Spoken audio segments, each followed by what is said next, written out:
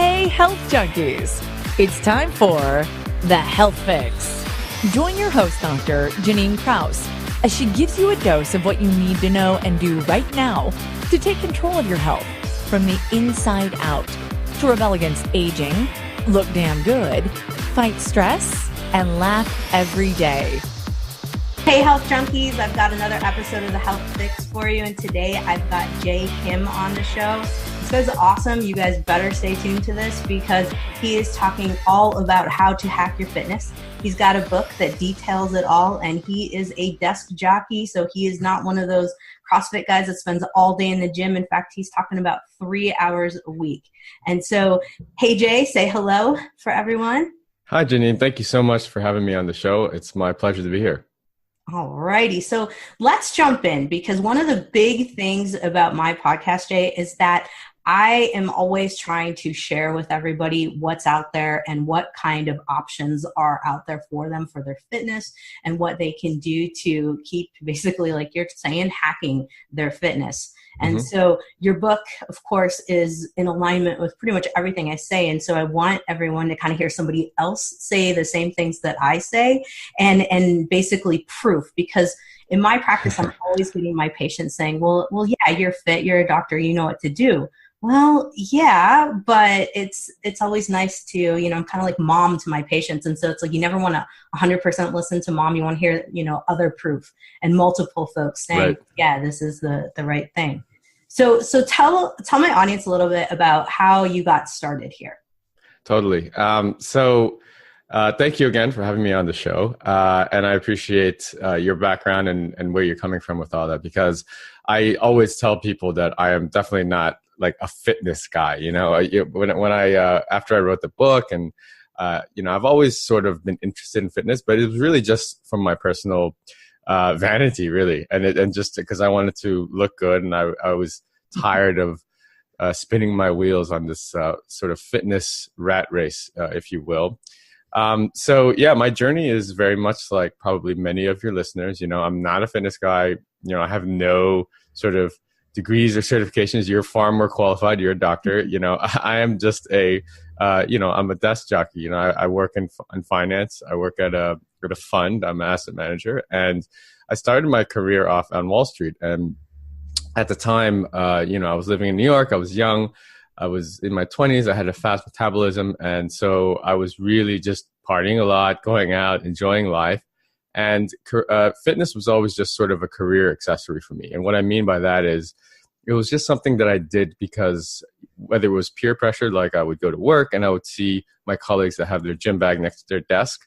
And so it was kind of one of these things where I was like, oh, well, I guess I should go to the gym as well, because that's sort of what everyone's doing. And then we'll all meet up for happy hour afterwards. So it was literally just something to do, almost expected, like a thing to check off the list, the minimum that we had to do, and then let's go on with our lives. So that was all fine and dandy until I started looking at my physique, and it started changing because I was not taking care of my body at all. So I spent about 5 years of my early career sort of in this wheel spinning mode where I was, reading men's health magazines and Muscle and Fitness and cherry picking workouts and this sort of thing, but never really making any progress. In fact, I was moving backwards because I didn't know anything about nutrition. I didn't know anything about diet. And I thought that I could merely just go to the gym, work out, and one day I'll magically look like that cover model. So, and if I just did some of the workout splits that were in the magazines. So for me, it was frustrating, but it wasn't a priority. So in my mind, I was kind of like, one day I'll get there, but let me focus on my career for now. That was my number one priority. So it wasn't until about, several years later, and at this point I had already moved over to Asia. I'm based in Hong Kong now. And it was during the financial crisis where I actually lost my job. And at that point, I was sort of all-time heaviest and really, really unhealthy. I was living a very unhealthy lifestyle, doing a lot of entertaining with clients, going out way too much, not sleeping. Again, knew zero about diet and nutrition. And finally, when I lost my job during the financial crisis, it was sort of a wake-up call for me because I didn't have any more excuses. I literally was out of work for maybe 6 months. And I was looking at myself and I said, I'd always blamed my job and my career for I don't have time or it's not a priority for me. And finally, I didn't have that excuse anymore. And so I really started researching fitness more on the nutrition side. And, you know, my understanding was very rudimentary. I thought, oh, a salad is good. You know, anything carbs is bad. You know, that all the stuff that's proliferated these days in the mainstream media. And it's getting better now because of the internet and this sort of thing. But back then, especially, it's basically anything you read in a fitness magazine must be the truth, right? Yeah. Yeah. So that was where I first started my journey, my official fitness journey. And I was reading a lot of sort of books on nutrition. And so I really started to understand more on the diet side and what good foods are and what bad foods are. However, this led me into a sort of 2.0 of the wheel spinning in my fitness journey. And what I mean when I say that is I was doing excessive amounts of cardio and I was lifting. And so I was literally working out around 6 days a week. I was doing the whole small meals a day. And in my mind, I had sort of the food chart, which was clean foods and then not clean foods. And I thought in my mind I could eat as much clean foods as possible as I wanted to, and it'd be fine. And I just have to avoid the bad foods. And at some point, everything will get, you know, will circle up and I'll look like the cover model at some point. Right. Now, this didn't really happen, you know, and I continued doing this for another 5 to 6 years. And, you know, I was spending so much energy on my diet. And it wasn't until it was actually my wife who was my girlfriend at the time. She was helping me with my meal prep and she was getting increasingly annoyed at my dietary restrictions and packing Tupperware to work and, you know, going out on date night, but then ordering a salad with dressing on the side and just being really annoying, right? And she actually was the one that called me out and she said, you know, for someone that spends the amount of time that you do on fitness, you claim you're not a fitness guy, but you're obsessed over it. You don't actually look that fit. And Right. she called me out straight up one day, and it was only then where I actually it hurt, obviously, because it was the truth. And it was only then that I took a step back and I realized, you know what, she's absolutely right. I've spent over a decade trying to figure this fitness thing out. I quote unquote, you know, knew more about fitness and, you know, I was the guy in my social circle that people would come to and ask me, but, you know, I was embarrassed to take my shirt off at the beach or at the pool, you know, because for someone that literally was working out 5-6 days a week, eating clean, watching, you know, doing everything, ticking all the boxes, I didn't have that body. So yeah. I thought it was impossible. I thought I had a slow metabolism. I just used all the excuses in the book. Yep. Yep. And it wasn't until then that I finally took a step back and I really drilled into the research and the science behind sort of body composition and recomposition. And it was then that I sort of did a lot of research. And the problem with the internet, again, is that for the amount of free information that's out there, it's most of it's garbage, I would say. It's getting a little bit better now, but a lot of it still is garbage. So huge. Yeah. Huge garbage. So, and that's why I wanted Jay on this, because his stuff is legit. I weed through people. Thank you.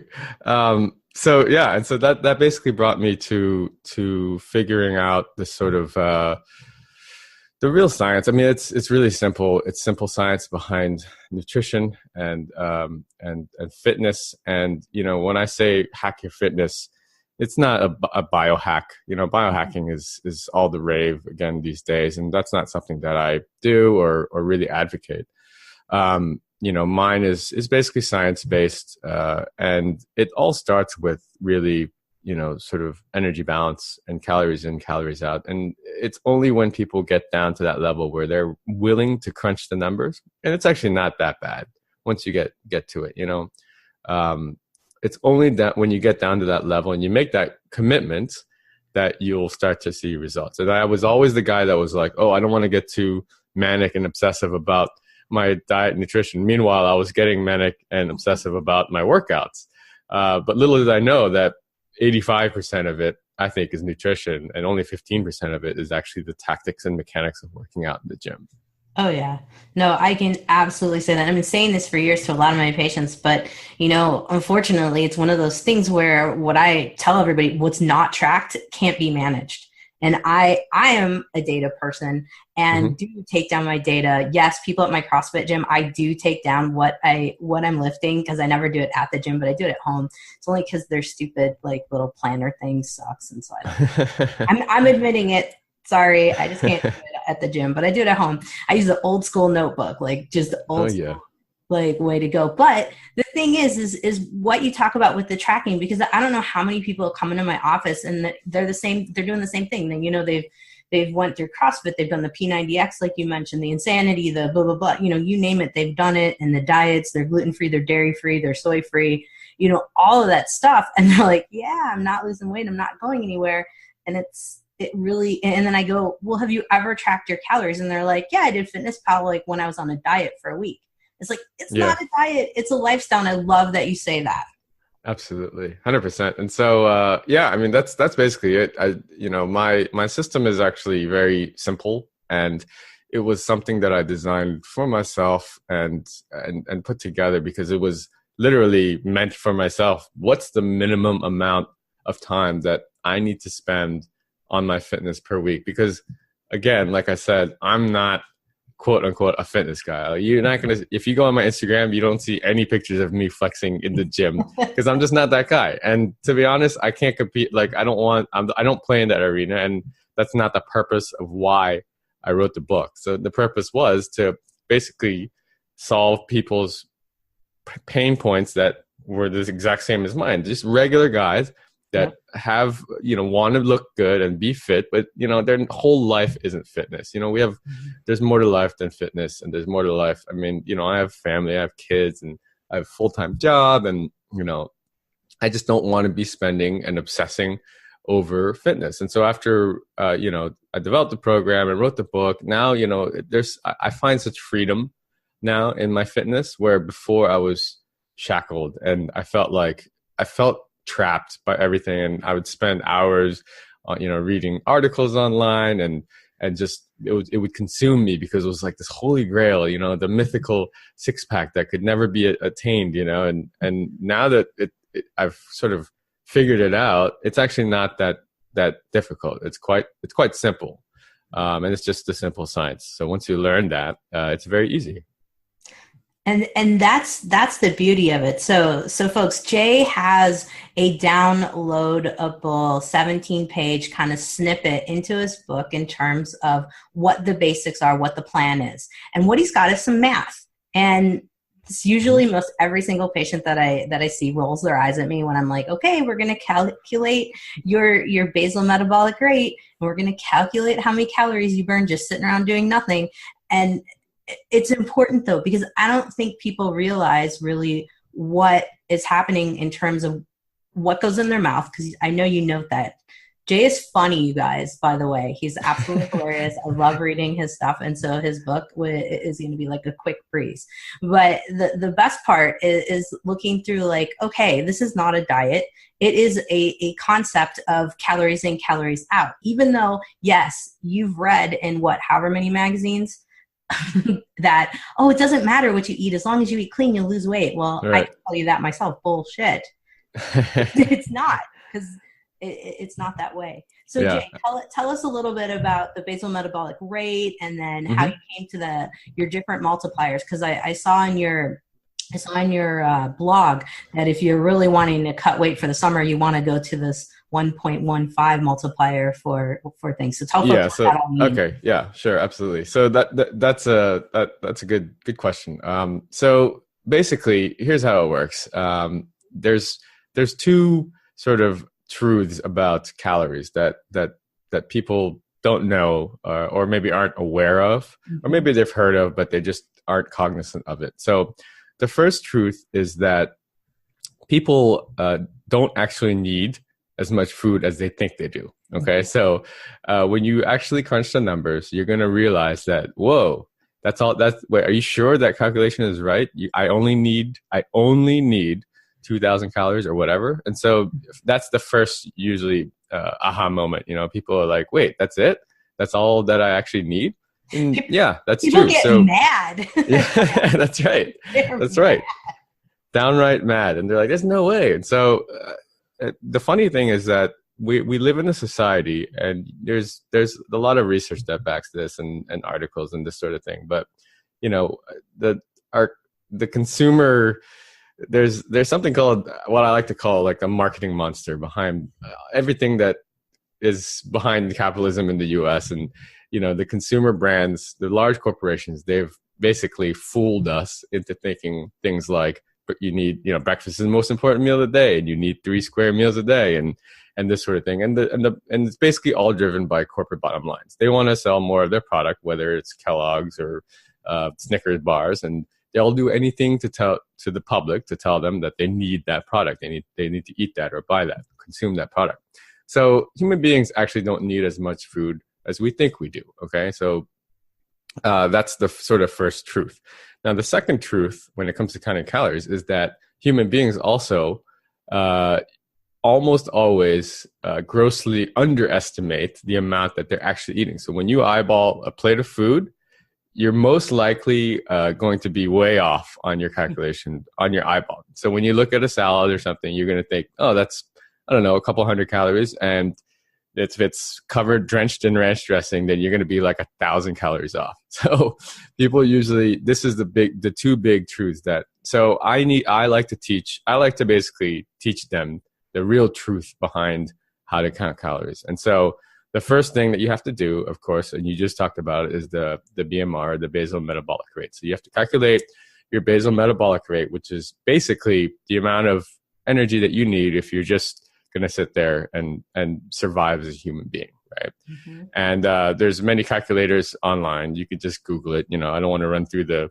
math, but essentially what that is that's going to be your baseline. And that's the first shocker, because people are like, wait, so it's based on your body weight and your age and this sort of thing.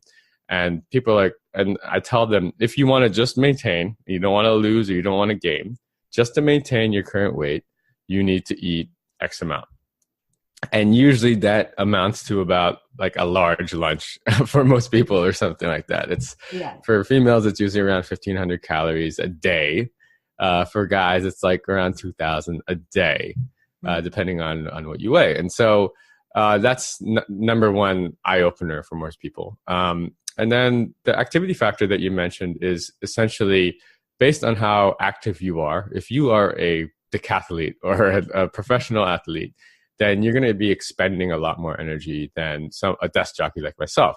Or if you work on your feet, if you're a delivery man or something like that, or a mover, you're going to be expending a lot more calories on a daily basis based on your occupation than someone like me, again, a desk jockey. So you basically have to adjust your energy needs for your activity. And so when we throw in that activity level, what you're basically doing is you're accounting for that. And so I use a very aggressive activity factor of around 1.2, sometimes a little bit more aggressive depending on the person and what they can manage. But essentially what it comes down to is after you calculate the amount of calories that you need and you throw in the activity factor, from there you deduct a certain amount of calories on a weekly basis to ensure that you're in a caloric deficit. And just a very ballpark figure that we use is around 3,500 calories. Because that is estimated to be 1 pound of fat. So essentially what you're saying is at the end of every week, if you take a weekly number of the total amount of calories that you eat, you want to be at a caloric deficit of around 3,500 calories on a weekly basis. And so that's the way you start. Okay. And that's like the baseline. And the good thing is that the law of energy balance, which is the calories in, calories out, is the most important law and the highest overarching law and principle of nutrition, period. And so if you can simply abide by that, you can still be successful. And that's why you see these ridiculous diets that are like, oh, you can eat McDonald's for an entire month and I still lost weight, you know? Right. Or that's the same reason why you could eat Caesar salads every day and still gain weight, because calorically, Caesar salad probably has more than the McDonald's. Yep. So that's good news and bad news, but mostly good news, because once you understand and fully understand that law of energy balance, then you basically have your budget. You have a guideline, and you know, as long as I don't go over that and I stay under, then I'm going to be making forward progress. And once you understand that law, that's basically most of the nutrition side. Gotcha. And I think that's huge, because I have a lot of people who are like, well, I'm eating clean. Why am I not losing weight? And really, cashew butter has a lot more calories than, your apple pie at McDonald's. I don't know, I'm throwing that out there, but just basically when you have like 8 tablespoons of cashew butter in a day and you have 1 apple pie at McDonald's, I mean, a little bit heavier on that cashew butter. And so unfortunately, that's the kicker here. And that's what I really was excited to have you come on about, because I want people to hear this, that, unfortunately, all the BS that's out there, it really is, you gotta track what's going on. You gotta have that, what's going in your mouth, because you will grossly underestimate what's happening. Right. So here's where it gets a little bit more interesting, is that, okay, if you want to just slowly lose weight over time, then you can do that by, being in a caloric deficit, and that's fine. So then, everyone's like, oh, well, that's fine. I'm okay just having, 1 McDonald's meal every day. Is that cool? And, what I tell them is, that's cool if for maybe about a week, but then when you start exercising, you're going to quickly realize that you're going to want to gravitate, being in a caloric deficit, you're going to want to gravitate anyway towards natural foods. Okay. So it's just a matter of satiety, like how full you feel. And when you're working out, your body needs a certain amount of fuel. And the amount of calories that's in 1 slice of pizza is probably the equivalent of, a couple chicken breasts and a plate of broccoli. And you'll see, once you start working out, and on the lifting side, on the training side, I do a very sort of conventional compound lifts, very traditional compound lifts, but they're quite intense. And again, my whole thing is hacking your fitness. So I want to get you lean in the shortest amount of time possible. It's not going to be easy, but it's going to be the quickest way that you get lean. And so in order to do that, you have to lift pretty heavily. Okay. And so in order to fuel your body for that, you're going to need more than just a slice of pizza a day. You're going to need a lot of food. You want to feel full to recover. And, nutritionally speaking, it's going to be better for you anyway. So there's a happy medium between those two extremes. I've been on the dried chicken breast and broccoli 6 times a day before, which is awful. Yeah. And I've also thought I could trick the system and gone, with just eating candy bars and junk food and seeing if I can make gains in the gym. It doesn't work. But I'm happy to say that there is a happy medium, and you can find ways that you can lie somewhere in between. But I think in general, most people will shift towards the natural food side just because they're just hungry. When you're in a caloric deficit, you're hungry and you want to be full, and full will always trump, oh, I want that taste of pizza or whatever, Absolutely. No, I absolutely agree. I think I'm just laughing here because I think I'm somewhat the female version of you, because I've definitely done all those different things. Like, I'm going gluten-free. Nope, next week it's dairy-free. Now that didn't work. I'm going, Snickers every day. So tell us a little bit about the weightlifting, because when Jay explained the weightlifting, the compounding lifts, I was looking at some of his background here, and he was talking about starting strength. And I know some folks that listen to this podcast know a little bit about starting strength. And I also noticed a little bit of the push-pull that you were talking about. And that sounds a lot like Poliquin types of programs. And so I want to hear more about your lifting plan and kind of what that entails. Yeah, absolutely. So I did base it very heavily off of Ripeto's starting strength, and you're a CrossFit person, so I'm sure you're fully aware of his work. And um, you know, CrossFit for me, I've done CrossFit in the past, and it's a little bit too intensive for me. Again, I'm not a fitness guy, but here's the thing. So when people, I loathe cardio, and that's a personal thing. And look, there's a lot of benefits for cardio, and I'm not saying that I think cardio does have a place in everyone's fitness routine. I think it's great for your body, um, and there's a lot of health benefits to cardio. But for the purposes of getting lean, it is not a very effective and efficient way to do so. And anyone that's sort of done these compound lifts, and when I say that, I mean like squatting, deadlifting, bench press, overhead press, this sort of thing, doing chin ups and dips. It's funny. So another one of these myths that the fitness marketing monster has proliferated over the years is that in order to burn fat, you have to get a good sweat in and you have to do cardio. And so this whole thing of, okay, you have to do cardio to burn fat came up. You're going to burn X amount of calories doing cardio. And then to add another layer of complexity to that, there was this thing, they added this thing called the afterburn effect, which is EPOC, excess post-exercise oxygen consumption.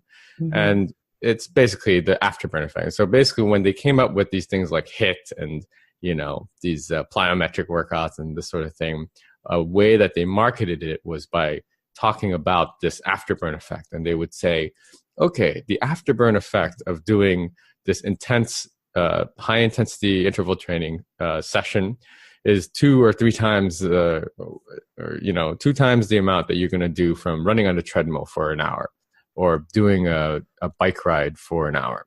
So when you look at the numbers, yes, that's absolutely true. If you do high intensity interval training, then you are going to be burning more calories than a slow, steady state bike ride or elliptical, right? Right. Now, what they left off the scale of this EPOC scale, of the afterburn scale, is heavy compound lifts. So when you do a heavy compound lift like a squat, it takes your body up to, say, 48 hours to recover from that lift.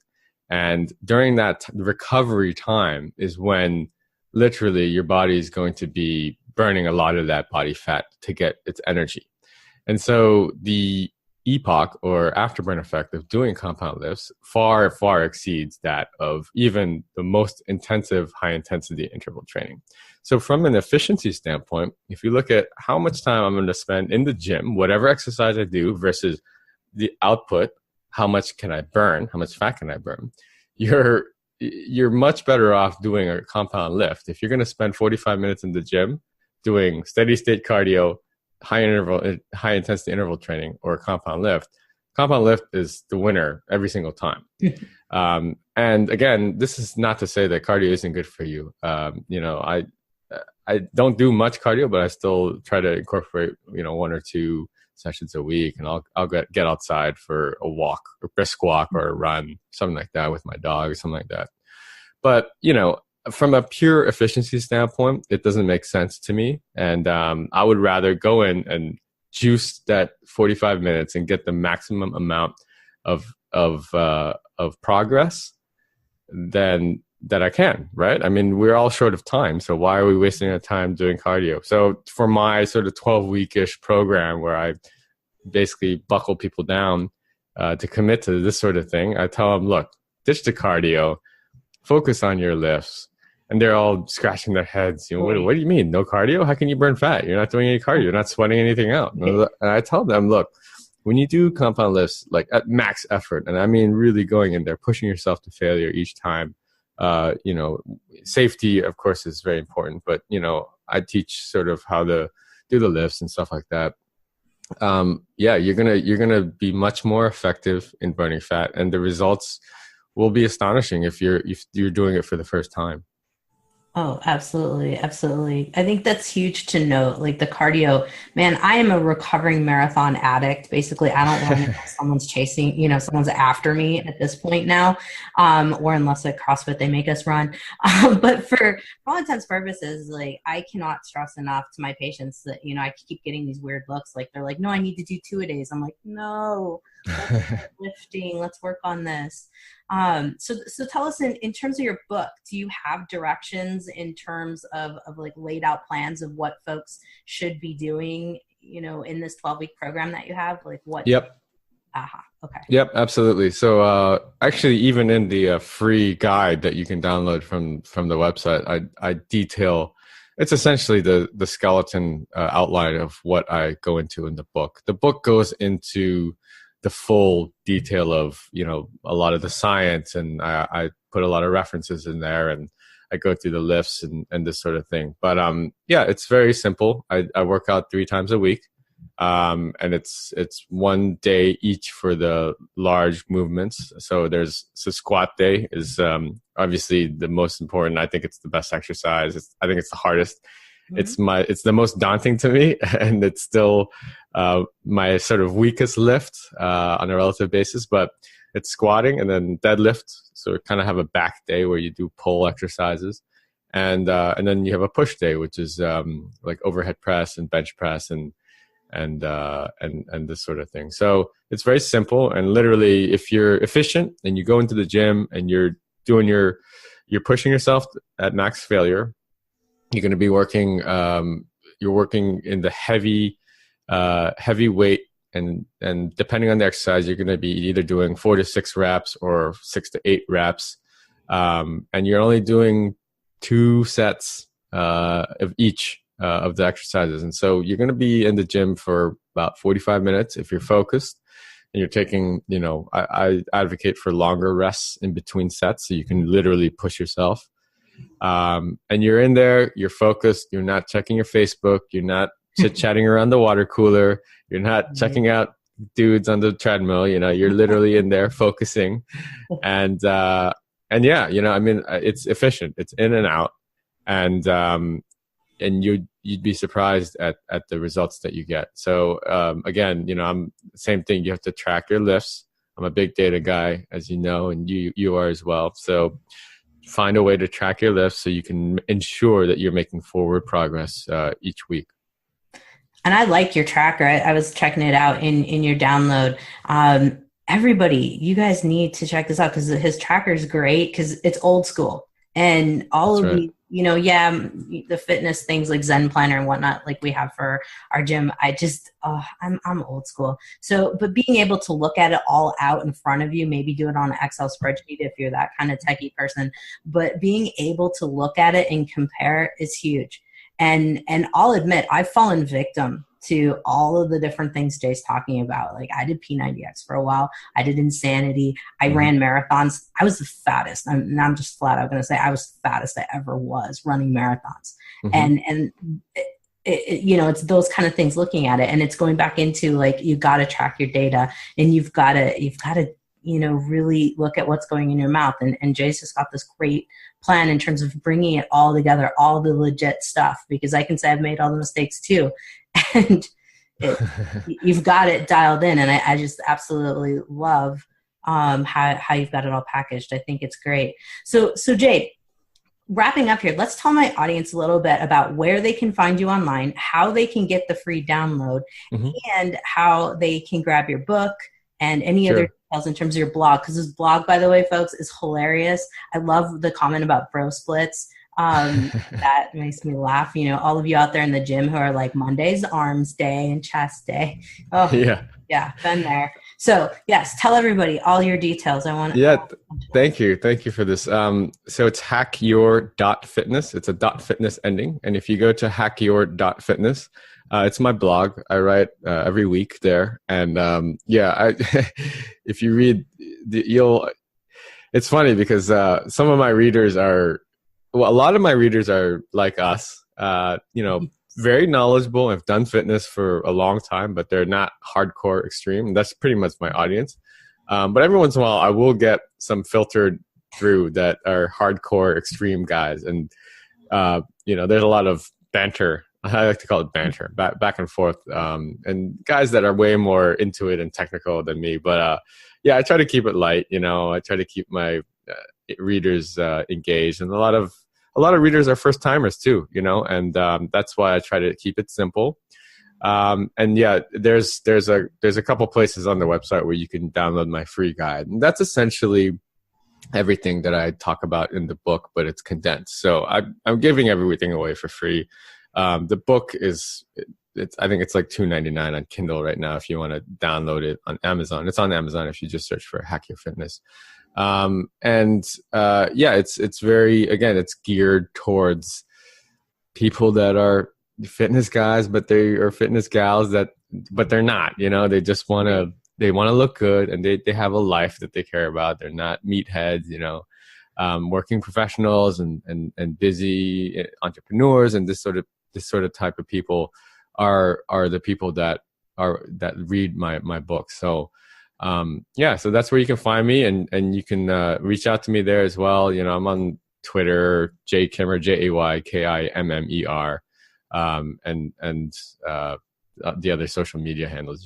You can search for me at Jay Kimmer as well. But if you have any questions, just email me, jay@hackyour.fitness.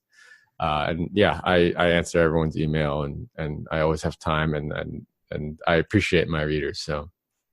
Oh, Jay, that is wonderful, because I know that there's going to be some folks that are going to have some questions, because, of course, in my world, I see, of course, the folks who do get to the plateaus, and the folks that are getting to these points where they're like, what the hell do I do now? Mm-hmm. What am I missing? And I love it that there's folks out here that are not intimidating, because the desk jockey and the regular kind of guy thing is so much more approachable than, some beefcake kind of guy at his blog. It's going, oh, well, how were you ever, you never had a problem. You came out of mom jacked, Exactly. And so yeah, totally. I like it that it's relatable, and I think my audience will enjoy it too. I'm also going to put on my website links to your website, so how they can find you, catch your blog as well. You guys really sign up for his blog. It's awesome. I enjoyed it. I was going through all of his posts, and he's just funny. I just kept reading because I was laughing about, yep, did that. Yep, did that. I think the one that I was cracking up the most about is that you spent 2 weeks looking for your gym bag, like the ultimate gym bag. Yeah. That would be me, the ultimate shoes, and just, oh my God, it's just first 2 weeks of every health kick is spent looking for the accessories before you actually step foot in the gym. Well, yeah, you have to look exactly going in. Oh my goodness. But yes, hey everybody in the health junkie world, check out Jay Kim. You guys, you are gonna be in for a treat with this blog. Jay, I'm so excited I can't even talk. Jay, thank you for meeting with me and chatting and taking the time out to chat with my audience, because I think they are going to love your stuff. And I am going to definitely keep promoting your book within my practice as well, because I think that your information is just laid out perfectly for folks to just get down to basics and do something about what they've been like complaining about for years, literally. Thank you so much. Thank you for the kind words, Janine. I had such a good time catching up with you today, and I appreciate the opportunity. Hey, anytime. I can't wait to be back. Definitely, you're coming back. Everybody hear that? He's coming back. All right. Definitely. Anytime. Thanks for tuning in to The Health Fix, the podcast all about taking control of your health, rebelling against aging, and having fun every day. A lot of patients ask me, do you think I'm aging too fast? So, I created an evaluation checklist for you to see for yourself. Plus, I created a resource guide to help you slow down the aging process right now. You can find it for free on my website, drjkrauseND.com. If you like this podcast, help get the word out to others by liking it and rating it. If you'd like more natural health tips and want to join our Facebook community where I interact daily, click on the Join Group button on our website at drjkrauseND.com.